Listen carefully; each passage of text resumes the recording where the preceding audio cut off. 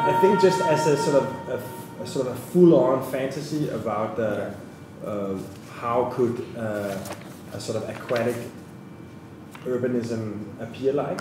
It seems actually also even feasible, like that you have this sort of a system of piers that are streets that have floating buildings docking onto them. I thought it didn't make sense. I mean, I thought it might not, the net energy, that it would require too much energy to create the vacuum than you would actually generate.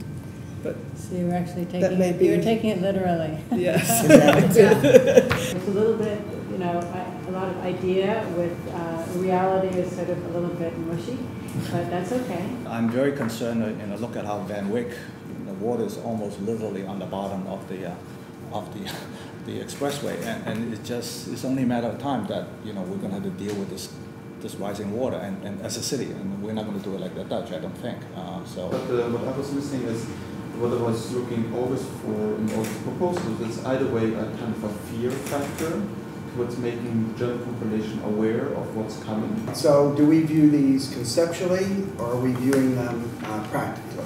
And I thought actually even when they got down to the details of drawing the docks and how the public might use these spaces, they were actually quite compelling and places that I personally would want to be.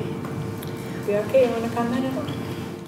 Yeah, but I think this sort of molecular approach where they design a series of cells that have sort of individual behavior, all the way down from like these little accumulative park elements that actually perform like sort of performative landscapes, and then show that over time it can grow and sort of amass into larger entities. I think is pretty charming. I thought this was one that did meet the requests in the solicitation. I always come from the point of view that the blue network is our new green network. So when thinking about creating this space, it's giving people access to fresh air. And I think that this expands that thought. It really gives people an ability to be able to use the waterfront and interact with it in a way that's really productive as well as very safe.